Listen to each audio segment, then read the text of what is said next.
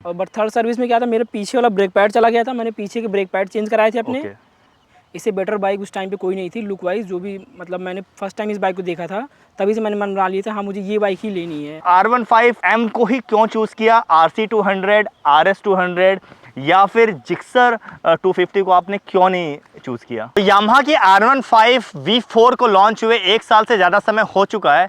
2021 के सितंबर मंथ में इन्होंने ये बाइक लॉन्च की थी और ये V4 इसलिए बोली जाती है क्योंकि ये आपकी है वॉल्यूम 4। इससे पहले यामाहा इसके 3 वॉल्यूम और लॉन्च कर चुकी है और तीनों ही वॉल्यूम्स को आपका बहुत ही ज़्यादा प्यार मिला था, उतना ही प्यार V4 को भी आपका मिल रहा है। तो भाई जब ये बाइक लॉन्च हुई थी तब तो बहुत सारे आपके यूट्यूबर्स थे, बहुत सारे ऐसे ऑटो एक्सपर्ट थे जिन्होंने अपना अपना रिव्यू दिया था।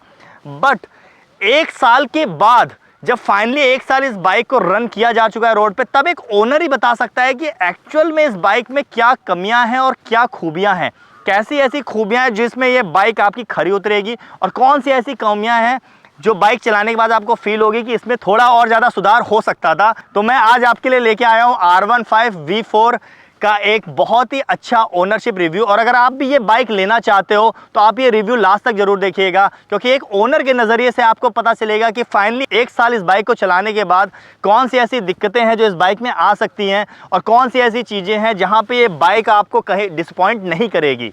तो चलिए स्टार्ट करते हैं ये रिव्यू।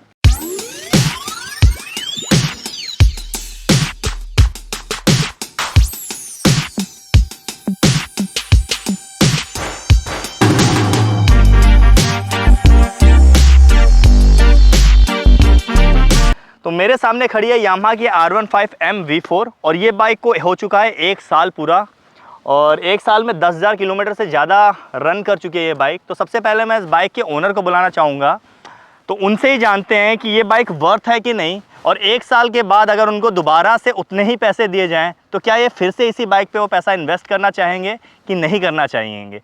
तो सबसे पहले वेलकम मैं करता हूँ मिस्टर हेमंत का। हेलो हेमंत। हेलो भैया। तो सबसे पहले तो कॉन्ग्रेचुलेशन बोलना चाहूँगा कि इतनी ऑसम और स्टनिंग बाइक आप ओन करते हो और 1 साल से ज़्यादा टाइम आपने इसके साथ स्पेंड कर चुके हैं, साल भर आप चला चुके हैं। तो मुझे लगता है 1 साल अगर कोई बंदा किसी बाइक को चला लेता है और 10,000 किलोमीटर मेरे ख्याल से रन हो चुकी है ये। हाँ 10,000 समथिंग। हाँ 10,000 समथिंग रन हो चुकी है। तो 1 साल और 10,000 किलोमीटर अगर कोई बंदा चला लेता है तो मुझे लगता है उस बाइक के सारे इन आउट्स जो भी हैं, जो भी प्रोज हैं, जो भी कॉन्स हैं, उसके साथ मतलब पूरा का पूरा वाकिफ़ हो चुके होंगे आप कि क्या चीज़ें अच्छी हैं, क्या चीज़ें बुरी हैं। तो सबसे पहले तो क्वेश्चन ये आपसे पूछना चाहूँगा कि 2000 में बहुत सारी बाइकें थी मार्केट में। आपके पास RS200 थी और इसके अलावा आपके पास जिक्सर थी 250, 155 थी, R15 आपकी M लॉन्च हुई थी नई नई, RC भी उस समय मिलती थी आपकी 200 सीसी में। तो ये सारी बाइक्स जो हैं ये सेम बजट में लगभग आती हैं, थोड़ा बहुत अंतर आ जाता है इनके अंदर, परफॉर्मेंस भी लगभग सेम ही है इनकी और सारी आपकी फेयर्ड में आती हैं। तब भी आपने R15M को ही क्यों चूज़ किया? RC200, RS200 या फिर जिक्सर 250 को आपने क्यों नहीं चूज़ किया? मतलब मैं बेसिकली बताना चाहता हूँ, सबसे पहला रीज़न इस बाइक को लेने का ये है कि लुक वाइज ये one of the best bike थी 150 सीसी सेगमेंट में। इससे बेटर बाइक उस टाइम पे कोई नहीं थी लुक वाइज, जो भी मतलब मैंने फर्स्ट टाइम इस बाइक को देखा था तभी से मैंने मन बना लिया था हाँ मुझे ये बाइक ही लेनी है। मैं सबसे पहले इम्प्रेस होता इसके लुक से। Okay. And second one thing कि मुझे सिटी में ही राइड करनी थी, तो कोई बहुत लॉन्ग टर्म के लिए नहीं चाहिए थी, मतलब लॉन्ग राइड के लिए नहीं चाहिए थी, तो सिटी में ही राइड करनी थी मुझे। तो मैंने यही सोचा कि सिटी के लिए बेस्ट बाइक है। परफॉर्मेंस वाइज थोड़ी सी अंडररेटेड आ जाती है क्योंकि और सारी बाइक से कंपेयर करेंगे तो, लेकिन सिटी के लिए बेस्ट बाइक थी ये। तो मतलब मेन जो मैं बोल सकता हूँ कि अगर इस बाइक को लेने का जो एक सबसे ज़्यादा जो टर्निंग पॉइंट था वो आपका लुक्स था। लुक वाइज कि बाकी सारी बाइक्स को आप RC हो गई, RS हो गई, इन सारी बाइक को लुक में ये जो बाइक थी बीट करती थी आपके हिसाब से सारी बाइक्स को। तो वैसे नो डाउट अगर लुक की बात करूँ तो R15M इस समय भी मार्केट में मुझे लगता है one of the most stunning bike है, अंडर 2,30,000 या उसके आसपास में। चलिए ठीक है। अच्छा कितना आप चला चुके हो लगभग इसको? ये अप्रॉक्स 10,060 किलोमीटर चल चुकी है। मतलब 10,000 का नंबर आपने क्रॉस कर लिया है। कितनी सर्विसिंग हो चुकी है इसकी अभी तक? अभी तक 3 कराई है मैंने। 3 सर्विस कराई, तीनों फ्री थी, पेड थी? तीनों फ्री सर्विस थी। 4 फ्री होती है तो 3 हो चुकी हैं फ्री। तो सबसे पहले तो आते हैं इसके मतलब मेंटेनेंस के ऊपर, क्योंकि आदमी जब एक बाइक ओन करता है तो बहुत सारे होते हैं, कुछ कमा रहे होते हैं, कुछ नहीं कमा रहे होते हैं, कुछ स्टूडेंट्स होते हैं, तो उनको ये लगता है कि भाई बाइक तो चलो एक बार अगर घर वाले दिला भी देते हैं तो उसके बाद उसके जो रोज़ के खर्चे हैं, पेट्रोल पे लगने वाला, मेंटेनेंस पे लगने वाला, उस पर कितना ज़्यादा उनको स्पेंड करना पड़ेगा। तो सबसे पहले इसके मेंटेनेंस पे आते हैं। तो फर्स्ट सर्विस जो आपने इसकी कराई थी वो कितना इस पे मतलब चार्ज आया था फर्स्ट सर्विस का? फर्स्ट सर्विस में अप्रॉक्स 2000 के अप्रॉक्स लग गए थे पैसे। मतलब 2000 रुपए के 2000, आसपास पैसे इस पे पहली सर्विस में लग गए, जो कि एक फ्री सर्विस जो कि होती फ्री है। सर्विस होती है, हाँ, उसके yes। बाद आपने इसकी 2 सर्विस और कराई हैं। हाँ, उसके तो बाद अभी जो दो सबसे कराई है। लेटेस्ट इसकी सर्विस आई है वो आपने जो कराई वो फ्री थी कि पेड थी? नहीं, वो भी फ्री थी। वो भी थर्ड फ्री सर्विस थी। भी फ्री थी इसकी। उसमें कितना चार्ज इसमें लगा लगभग? उसमें लग गया था अप्रॉक्स 3200 को अप्रॉक्स लग गया था। 3200 रुपए। हाँ। तो पहली सर्विस भी आपकी फ्री थी, लास्ट फ्री सर्विस थी। भी आपकी फ्री थी, तो उनमें ये चार्ज का अंतर कहाँ से आया? तो फर्स्ट सर्विस में था ये कि बेसिकली उन्होंने ज़्यादा कुछ किया नहीं था, इंजन ऑयल चेंज किया था and chain clean, chain lube, ये सब था। और बट थर्ड सर्विस में क्या था, मेरे पीछे वाला ब्रेक पैड चला गया था, मैंने पीछे के ब्रेक पैड चेंज कराए थे अपने। ओके। एंड इंजन ऑयल मैं इस पर डलाता हूँ, एक आता है यमाहा ल्यूब का नॉर्मल इंजन ऑयल आता है, बट वो मैं नहीं डलाता हूँ। मैं इस पर डलाता हूँ 1300 का इंजन ऑयल आता है, यमाहा रेसिंग का इंजन ऑयल आता है, मैं वो डलाता हूँ। तो इसलिए मेरी कॉस्ट ये नॉर्मल सर्विस से थोड़ी सी ज़्यादा बढ़ के थोड़ी आती सी है। ज़्यादा आई थी। हाँ, क्योंकि सेकंड सर्विस में लगभग कितने रुपए आपने खर्च किए होंगे? सेकंड सर्विस में यही 2000 के आसपास, 2200 2500। हाँ, मतलब एक साल के अंदर 10,000 किलोमीटर चलाने के बाद 3000, 2000, तो 5, 6, 7 से 8,000 रुपए आपने मेंटेनेंस के ऊपर इसके ऊपर खर्च कर चुके हैं। ये अभी तो एक साल में लगभग 8,000 रुपए आप लोग मेंटेनेंस के ऊपर इस पे खर्च करना पड़ेगा अगर आप लोग नॉर्मल सर्विस कराते हो। और पार्ट्स की जैसे मैं बताऊं कि कौन से पार्ट्स अभी तक चेंज हुए हैं इसमें? एक तो आपने बताया कि पीछे के जो डिस्क पैड थे वो आपको चेंज करने पड़े थे। पीछे के ये चेंज हुए थे एंड एक बार इसका माइनर से एक्सीडेंट हुआ था, तो ये वाला पैनल इसका चेंज हुआ है। पैनल तो वो तो हाँ, ये- आपका उसमें रहा होगा, आपका हाँ, वो इंश्योरेंस में रहा में क्लेम होगा। था, तो उसमें चेंज हो गया। आगे वाले डिस्क पैड या फिर डिस्क आगे प्लेट वाले कुछ अभी कुछ नहीं चेंज हुआ, अभी आगे कुछ वाले नहीं डिस्प्ले चेंज हुआ वैसे है। ही हैं, वैसे बाकी खत्म क्लच हुए हैं। प्लेट्स और भी ऐसा कोई मेजर पार्ट ऐसा अभी कोई चेंज नहीं मेजर हुआ पार्ट है। नहीं चेंज हुआ है। मतलब 10,000 किलोमीटर में सिर्फ पीछे वाले जो ब्रेक्स हैं, ब्रेक्स थे तो वो- ब्रेक वो शूज चेंज आपको है। जो होते हैं, डिस्क पैड जो होते हैं वो आपको चेंज करने पड़े। प्लेट उसमें भी चेंज नहीं हुई है। वो भी नहीं, प्लेट नहीं चेंज तो हुई उसके है। हिसाब से मुझे लगता है कि पार्ट्स की जो इसकी एक रिलायबिलिटी है वो अच्छी है। वो अच्छी है, हाँ, थोड़ी सी अच्छी है, काफ़ी अच्छी लगी मुझे। चलिए, बहुत अच्छा है। और अब आते हैं माइलेज के ऊपर, क्योंकि कहीं ना कहीं पेट्रोल में जो पैसा जाता है वो भी आपकी जेब के ऊपर ही बर्डन डालता है। हाँ, ये तो बड़ा अभी मस्त- आपको ये कितना माइलेज दे देती है रोड पे? मतलब अगर मैं सिटी की बात करूँ तो जिस टाइम मैंने लिया था इसे, तो मुझे लगा था काफ़ी भारी बाइक है एंड और पेट्रोल का खर्चा बहुत ज़्यादा आएगा। हाँ। लेकिन ऐसा कुछ हुआ नहीं। पेट्रोल के मामले में देखा जाए तो एवरेज बहुत ही अच्छा है इस बाइक का। आप लगभग एक दिन में कितना चला लेते हो? एक दिन में लगभग 50-60 किलोमीटर एक दिन में 50-60 किलोमीटर आप चला देते हो। रन हो जाती और है। एक बार अगर इसका पेट्रोल आप फुल कराते हो तो लगभग कितने दिन चल जाती होगी ये? अगर एक बार पूरा टैंक, हाँ, बेसिकली टैंक ही फुल कराता हूँ। अगर टैंक फुल करा रहा हूँ एक बार में, तो 10 से 12 दिन चल जाती है। 10 से 12 दिन चल जाती है आपकी पेट्रोल, एक बार अगर आपने टैंक पूरा फुल करा दिया। कितने लीटर का इसका पेट्रोल टैंक है 11 आपका? लीटर है। 11 लीटर का है। तो लगभग 11,000 से 1100 के आप पेट्रोल अगर डलाते हो तो 1100 10-11 दिन चल जाता है। तो मतलब 100 रुपए के आसपास आपकी डेली कॉस्ट आएगी। अगर आप सिर्फ सिटी में कम्यूट करते हो इस बाइक को लेके, 40-50 किलोमीटर चलाते हो, तो 1 लीटर पेट्रोल में आपका एक दिन ये बाइक आपका निकाल देगी। मेरे ख्याल से 45 के आसपास तो माइलेज, 40 to 45 अप्रॉक्स 40-45 के आसपास माइलेज दे देती है। अगर आपको मतलब लॉन्ग रूट पे जाना हो या अच्छा, अगर आपको परफॉर्मेंस निकालनी, एवरेज निकालना हो बाइक का, तो 50 भी क्रॉस कर देती है ये। 50-55 अच्छा एवरेज दे देती है। अच्छा, एक चीज़ और मैं देख पा रहा हूँ, आपने इसका जो एग्जॉस्ट है वो चेंज करा रखा है, काफ़ी ज़्यादा अच्छा दिख रहा है। यहाँ पे थोड़ा सा आपने कार्बन फाइबर वाला लुक भी दे रखा है। एक्राफोबिक का ये लगा हुआ एग्जॉस्ट। तो पहले तो मैं ये जानना चाहूँगा, जैसे R15 है आपकी लगभग 2,20,000 2,30,000 का आता है, तो ये ओरिजिनल एक्राफोबिक का एग्जॉस्ट है कि फर्स्ट कॉपी है? ये फर्स्ट कॉपी एग्जॉस्ट है, ओरिजिनल नहीं है ये। ओरिजिनल नहीं है। तो ये आपको कितने का पड़ा था? ये मुझे पड़ गया था अप्रॉक्सीमेट 8,000 के आसपास, 8,000-8,500। तो Yeah. बहुत सारे लोगों के मन में ख्याल होगा। एक्चुअली क्या होता है, बहुत सारे लोग होते हैं आपकी बाइक ले लेते हैं। अब देखिए, जो आपके जो जेन्युइन एग्जॉस्ट आते हैं, अगर आप वो लोगे तो कम से कम आपका 70,000, 1 लाख रुपए, 1.5 लाख रुपए तक भी चला जाता है वो। Yeah, अगर आप टाइटेनियम वाले लोगे तो और महंगे हो Original लेते हैं जाएंगे। अगर आप नॉर्मल भी titanium अगर आप एग्राफोबिक का लेते हो तो 65-70,000 का पड़ता है। तो वो एक बनता नहीं कि आपने 2 लाख की बाइक ली, उस पर 70,000 का आपने एग्जॉस्ट लगा रखा है। तो ज़्यादातर लोग जाते हैं कि वो फर्स्ट कॉपी या सेकंड कॉपी के साथ जाते हैं। तो इंजन के ऊपर कितना इफेक्ट पड़ता है? आपको कितना टाइम हो गया एग्जॉस्ट यूज करते हुए? मुझे लगभग 8 से 9 महीने हो गए एग्जॉस्ट 8 से 9 महीना हो गया। उसके 2 महीने 3 अच्छा, 2 महीने बाद ही करा दिया। उसके बाद आपने 2-3 सर्विस भी करा चुके हो। हाँ, 2-3 सर्विस भी तो करा कभी दिया। सर्विस में आप गए तो किसी सर्विस सेंटर में बोला कि इंजन में कुछ प्रॉब्लम आ रही है, कोई ऐसा इफेक्ट आ रहा इसकी है? वजह से कोई मतलब लोग कहते हैं एग्जॉस्ट से इफेक्ट पड़ता है, बट जहाँ तक मेरा एक्सपीरियंस रहा बाइक चला के, ऐसा कोई इफेक्ट पड़ा नहीं इंजन पे। मतलब एक नॉर्मल साल में 10,000 किलोमीटर रन करने में तो अभी तक आपके इंजन पे ऐसा कोई इफेक्ट ऐसा नहीं कोई पड़ा, कोई माइलेज में इफेक्ट भी नहीं कोई पड़ा। अंतर नहीं आया, परफॉर्मेंस में कोई अंतर नहीं आया?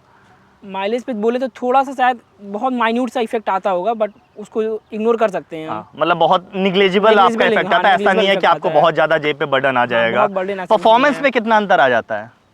हाँ, परफॉर्मेंस में अंतर आता है। जैसे जब बाइक आप रेव करते हैं टॉप एंड के लिए, तो उस टाइम पे ऐसा लगता है कि हाँ एक एग्रेसिव नेचर देखने को मिलता है बाइक का, और 2-3 यूनिट बढ़ जाते हैं हाँ, इसके। थोड़ा सा फ्री फ्लो रहता है ये Free flow, आपका हाँ। एग्जॉस्ट, तो थोड़ा सा पावर में थोड़ी सी बढ़ोतरी तो बढ़ोतरी, मिलती हाँ, है। top end के इसीलिए लिए। लोगों को ये डाउट भी रहता है कि पावर बढ़ ली तो कहीं ना कहीं इंजन के ऊपर ज्यादा प्रेशर आ रहा होगा, लोड आ रहा होगा। हाँ, but ऐसा बट जैसा होता मैं नहीं है। देख रहा हूँ कि 1 साल हो चुका है और अभी तक कम से कम कोई इस पे ऐसा कोई इफेक्ट नहीं आया है। इफेक्ट नहीं आया। चलिए अब चलते हैं अच्छी चीज़ों के ऊपर। तो भाई लुक्स तो इसके बहुत ज़्यादा कमाल के हैं इस बाइक के, वो तो मुझे दिख ही रहा है। आपको क्या क्या चीज़ें और पसंद आई 1 साल जैसे आपने जब बाइक चलाई, तो ऐसी क्या चीज़ें हैं जो आपको लगा कि हाँ इस बाइक में ये काफ़ी अच्छी हैं और डेली चलाने में ये चीज़ें आपको मज़ा आती है चलाने में? देखिए, जैसा मैं इसकी ब्रेकिंग बहुत अच्छी थी। फ्रंट ब्रेक जो रियर ब्रेक था इसका, वो काफ़ी अच्छा था। ओके। मतलब सिटी पर्पज़ से अगर आपको जहाँ भी सडन अगर कोई भी आता है सामने, तो आप बहुत अच्छी ब्रेकिंग कर सकते हैं इसकी। ब्रेकिंग इसकी बहुत अच्छी लगी मेरे को। और इसमें एक दे रखा है ट्रैक्शन कंट्रोल दे रखा है, जो कि वो 1.5 सीसी सेगमेंट में कोई यूज़ नहीं था, मुझे नहीं लगता देना चाहिए था, लेकिन इन्होंने दे रखा है, तो ऐसा कोई वो हाँ, नहीं। मुझे भी लगता है अगर वो ट्रैक्शन कंट्रोल अगर ये लोग हाँ। ना भी देते, इसकी जगह इसका प्राइस थोड़ा कम कर देते या फिर कोई दूसरा फीचर दे देते तो ज़्यादा बेटर होगा, क्योंकि 150 सीसी में इतनी ज़्यादा पावर ही नहीं जनरेट करती बाइक कि हाँ, आपको traction की ट्रैक्शन need कंट्रोल नहीं की होगी ज़रूरत हमें। पड़े। ये बहुत ही ज़्यादा एक यूजलेस फीचर है R15 में ट्रैक्शन कंट्रोल, जो 155 सीसी की बाइक के हिसाब से ज़्यादा कहीं यूज़ नहीं होता है, ना इतनी ज़्यादा ये पावर जनरेट करती है कि आपको ट्रैक्शन की और ज़रूरत पड़े। हाँ, उसकी कोई नीड नहीं थी। और एक चीज़ का बहुत बेस्ट फीचर जो था, वो था क्विक शिफ्टर। ओके। इसमें R15M में इन्होंने इसके 2 वेरिएंट लॉन्च हुए थे, R15 V4 और R15M, दोनों एक साथ ही लॉन्च हुए, सितंबर 2021 में लॉन्च हुए थे।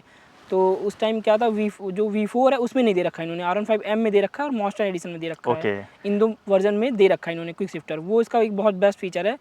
मतलब तो clutchless कितना shifting आप कर यूज़ सकते हैं। करते हो उस क्विक शिफ्टर को नॉर्मल राइड में? नॉर्मल राइड में जैसे, हाँ, नॉर्मल राइड में बहुत यूज़ नहीं करते हैं। अगर ट्रैफिक में हैं आप या सिटी में हैं, तो उस टाइम हमें क्लचलेस शिफ्टिंग नहीं कर मुझे सकते लगता है आप। 20 के नीचे तो वैसे भी 20 वो के ज़्यादा नीचे, काम नहीं 20 के करता नीचे, हाँ, उसकी एक लिमिट है, 20 के नीचे वो काम भी नहीं करता हाँ। है क्विक शिफ्टर। बट अगर आप नॉर्मल किसी अच्छी राइड पे जा रहे हो या सिटी हाँ, में तेज चला रहे हो तो आप यूज़ करते हो? जैसा कि हाँ, राइड वाइड पे जाते रहते हैं हम सब, आप सबके साथ में, तो वहाँ पे अगर आप बाइक भगाते हैं तो उन सब चीज़ों में आपको इस चीज़ का फ़ायदा मिलता है। मुझे लगता है सबसे ज़्यादा जो आपका यूज़ होता है वो मुझे लगता है टर्न्स पे होता है। हाँ, जब आप turn, हाँ, कॉर्नरिंग करते हो cornering स्पीड करते में टाइम तो उस टाइम वहाँ पे पे काफ़ी क्लच अगर यूज़ है। आपको दबाना नहीं पड़ रहा है टाइम और वेस्ट डायरेक्ट का, लग जाता है, वो हाँ, बहुत वो अच्छा एक अच्छा हो जाता फीचर है, यूज़ हो जाता है। तो ये सारे अच्छे फीचर्स हैं सर। राइडिंग पोस्चर इसका बहुत ज़्यादा एग्रेसिव हाँ, रहता है राइडिंग पोस्चर इसका और aggressive है। मोस्ट ऑफ द मुझे लगता है 99% लोग जो R15 खरीदते होंगे ट्रैक पे नहीं जाते होंगे, सिटी में ही राइड करते होंगे। इंडिया में वैसे भी ट्रैक्स की काफ़ी कमी है, तो ये जो राइडिंग पोस्चर है ये आपको कैसा लगता है इसका? हाँ, राइडिंग पोस्चर की बात करें तो बहुत ही एग्रेसिव राइडिंग पोस्चर है। उस पर बैठते ही हमें ऐसा लगता है कि हाँ, अभी मतलब कॉर्नरिंग करना और फिर निकालना बाइक को सिटी में, वो अच्छा कॉन्फिडेंस देती है बाइक खुद को कि आप कर सकते हैं। ओके। और लॉन्ग टूर तो अभी तक आपने बहुत ज़्यादा नहीं किया होगा इस पे, मुझे लगता है किया है? 2 बार किया हूँ, नैनीताल गए थे हम 2 बार। अच्छा, इससे हाँ, नैनीताल आप जा चुके हो, तो नैनीताल मुझे लगता है लखनऊ से आपका करीबन 450-500 किलोमीटर तो है ही। 500 किलोमीटर समथिंग हाँ, है। और पहाड़ी एरिया है तो 500 किलोमीटर जाने में जितना टाइम लगता है उससे ज़्यादा ही टाइम लग थोड़ा जाता सा है। ज़्यादा टाइम लग गया था। तो क्या मतलब कुछ पेन हुआ? हाँ, ये इसका एक जो ड्रॉबैक बोल सकते हैं हम इस हाँ। बाइक का, मतलब पोस्चर तो काफ़ी एग्रेसिव है, लेकिन लॉन्ग टर्म के लिए नहीं है।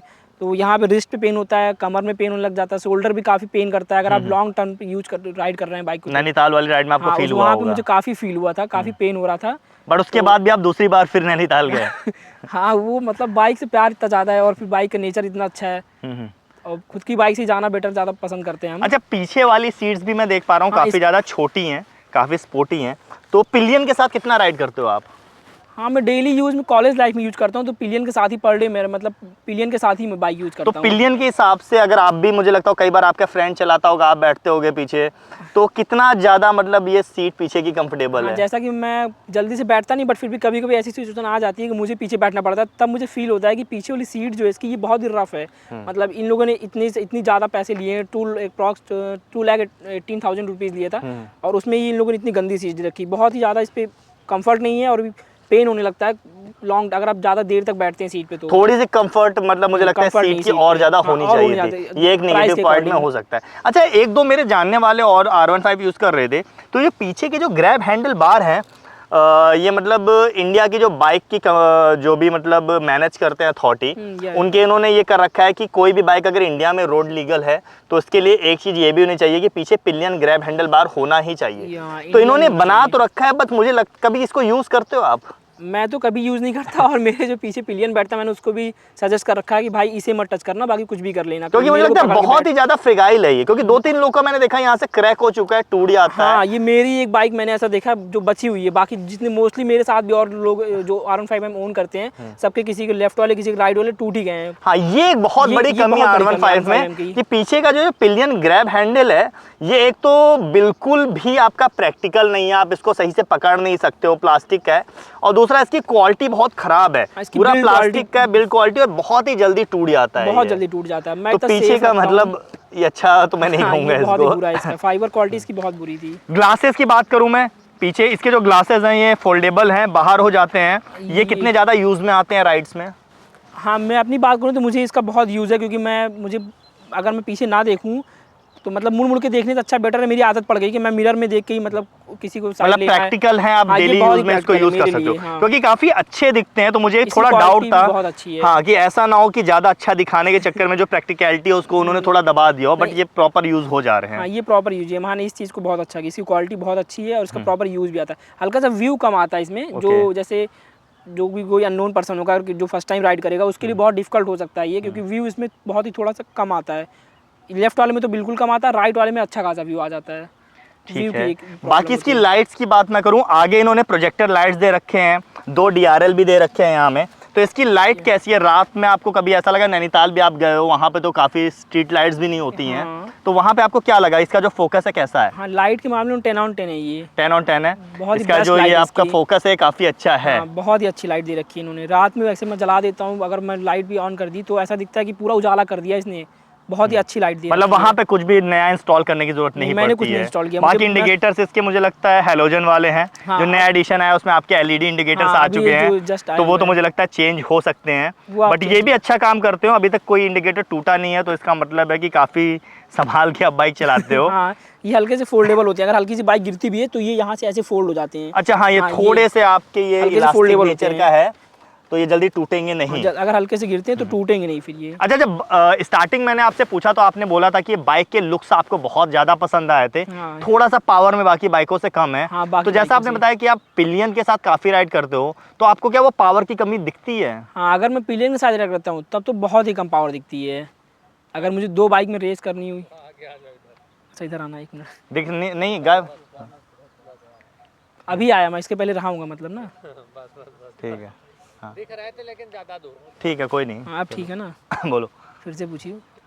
हाँ, तो मैं जैसा आपने स्टार्टिंग में आपने बोला था कि इस बाइक के लुक्स तो आपके 10/10 है, और लुक्स की वजह से ही आपने ये बाइक खरीदी है, बट आपने पावर के लिए भी बोला था कि पावर पिच बाकी बाइकों से थोड़ी सी कम है, तो पिलियन के साथ आप ज़्यादा राइड करते हो, तो इसकी पावर में आपको क्या कमी वो फील होती है डेली राइड में? हाँ, अगर पावर की बात करें तो पिलियन के साथ अगर मैं राइड करता हूँ तो बहुत ही कम मुझे पावर फील होती है, और बाइक के कंपैरिजन में अगर मैं किसी बाइक से रेस कर रहा हूँ, ऐसे जनरली तो करते नहीं, बट अगर कभी कभी ऐसा हो गया तो उस टाइम मुझे पावर की बहुत कमी फील होती है। अगर पिलियन बैठा तो पावर बहुत ही माइन्यूट बहुत कम हो जाती है पावर।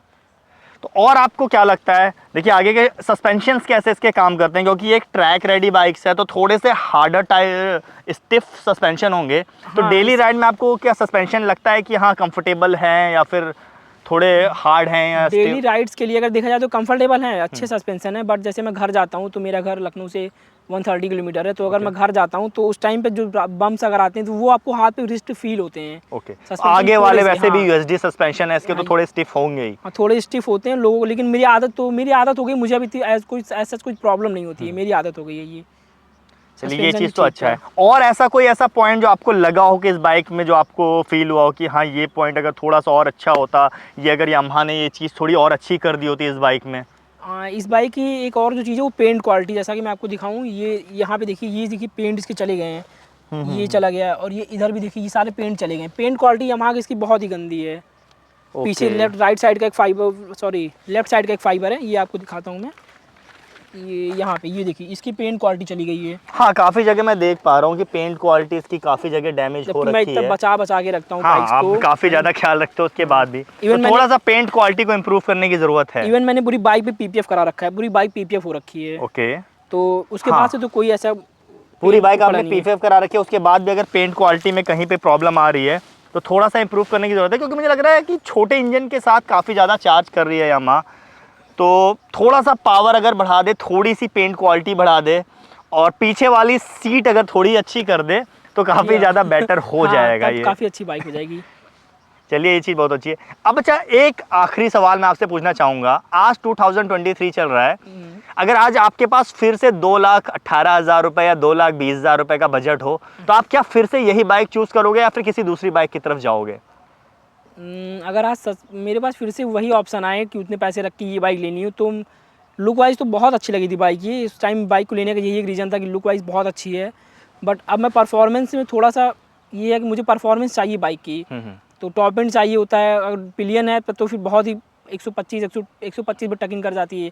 अगर पिलियन नहीं है तब आप, अगर विंड ब्लास्ट नहीं है तब आप 150 155 बहुत ही, मतलब पूरा अगर आप लीन कर जाते हैं बाइक पे, तब जाके 155 मतलब क्रॉस करती है। एक्सप्रेसवेज पे ही वो आप हाँ, अचीव कर एक्सप्रेसवेज पे सकते हो। ही। सिटी में अपनी टॉप स्पीड अचीव करने में इसको इतना टाइम लग जाएगा कि नहीं ही कर पाएगी नहीं कर वो। पाती है। और अगर परफॉर्मेंस में देखा पिलियन जाए है तो फिर आपको ट्रैफिक में भी अगर तेजी से निकलना है तो काफ़ी जगह स्ट्रगल हाँ, करना थोड़ा सा पड़ता है। स्ट्रगल करना पड़ता है। तो आप मतलब दूसरी बाइक, मैं कोई ऐसी बाइक लेना चाहूँगा जो परफॉर्मेंस वाइज काफ़ी अच्छा परफॉर्म जैसे करे। आरसी आपकी 200 होगी, आरसी काफ़ी ज़्यादा आरसी कर एग्रेसिव सकते बाइक हैं। है। हाँ, हाँ, ये कर सकते हैं। तो ये थे और मिस्टर। इस हाँ, बाइक को लेने का एक और मेन रीज़न जो क्या था, इसका मीटर बहुत ही अच्छा इन्होंने दिया था। ये इन्होंने TFT मीटर दे रखा था, ये बहुत ही प्यारा था। इसमें मतलब पूरी इन्फो आ जाती है, डेट, टाइमिंग, आपने कितने किलोमीटर राइड किए, और फ्यूल मीटर, और भी बहुत सारी चीज़ें हैं। रीसेट कर सकते हैं हर चीज़ों को। इसमें ये 1000 लाइट फिर से मतलब इनबिल्ट देते हैं। 1000, आपको अलग से लगाने की जरूरत नहीं है, इनबिल्ट आपको 1000 लाइट देते हैं ये। फीचर्स के मामले में मुझे लगता है बहुत सारी चीज़ें उन्होंने ऐड कर रखी है। बहुत सारे इलेक्ट्रॉनिक मीटर में फीचर इतने थे। सारे फीचर है, हज़ार्ड लाइट इनबिल्ट कर रखी है, USD दे रखा है, ट्रैक्शन कंट्रोल दे रखा है जिसकी ज़रूरत नहीं थी इस बाइक में। तो ऐसी भी चीज़ें दे रखी हैं कि जिनकी ज़रूरत नहीं थी, तो जाहिर सी बात है जिनकी ज़रूरत होगा वो फीचर्स तो इन्होंने ऐड किए होंगे। और अब तो जो नया मीटर आया है वो और ज़्यादा हाँ, ऑसम हो वो गया है। 2023 का और awesome कलर, हो पूरा गया, कलर्ड colourful मीटर आया है, साथ में आपकी LEDs दे दिए हैं।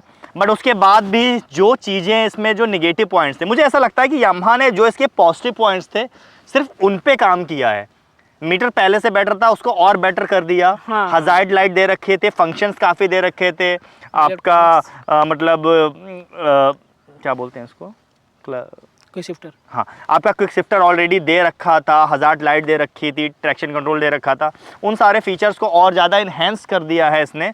बट जो इसका नेगेटिव पॉइंट था उसको यामाहा ने टच भी नहीं किया। पीछे की पिलियन सीट वैसी की वैसी रख दी, पावर उन्होंने बिल्कुल नहीं बढ़ाई, पीछे का जो ग्रैब हैंडल था उसकी क्वालिटी नहीं इम्प्रूव की। तो ये सारी चीज़ें हैं जिन पे काम करना चाहिए था, उन चीज़ों पे उन्होंने काम नहीं किया है। जो फैंसी चीज़ें थी उस पर ज़्यादा काम किया है। तो एक बार जब आप बाइक खरीद लेते हो इन सारी चीज़ों को देखकर, बट लॉन्ग रन में मुझे लगता है इंजन और पावर ही आपका साथी होता है। हाँ, इस चीज़ के लिए। तो वहाँ पे थोड़ा सा लगता है कि सिंगल राइडर के लिए तो सजेस्ट करोगे आप, बट डबल राइडर अगर है तो थोड़ा सा सिंगल प्रॉब्लम है। राइडर है तो सिटी के लिए बेस्ट बाइक है ये। पिलियन के साथ आप। पिलियन के साथ ये थोड़ा सा कम परफॉर्म करती है फिर। तो ये थे मिस्टर हेमंत, और ये थे इनकी R15M। तो आप लोगों ने देखा कि एक ओनर के नज़रिए से इस बाइक के क्या अच्छे पॉइंट्स थे, क्या ख़राब पॉइंट्स थे।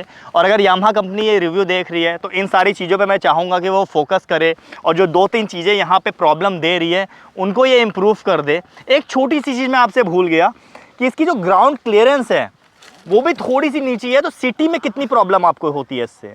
हाँ, ग्राउंड क्लियरेंस सिटी में ऐसा कोई प्रॉब्लम नहीं होती है, क्योंकि रोड अच्छे होते हैं तो इतनी कोई प्रॉब्लम नहीं होती है। अगर आप कहीं ऐसी स्पॉट्स वाली जगह या फिर गांव वाली जगह पे अगर आप ले जाते हैं तब हो सकता है आपको दिक्कत हो। मतलब मेजर प्रॉब्लम कभी मेजर आपने प्रॉब्लम फेस ऐसे नहीं कोई की? फेस नहीं की है मैंने। चलिए थोड़ा सा ठीक है। ग्राउंड क्लियरेंस बढ़ा सकते हैं ये।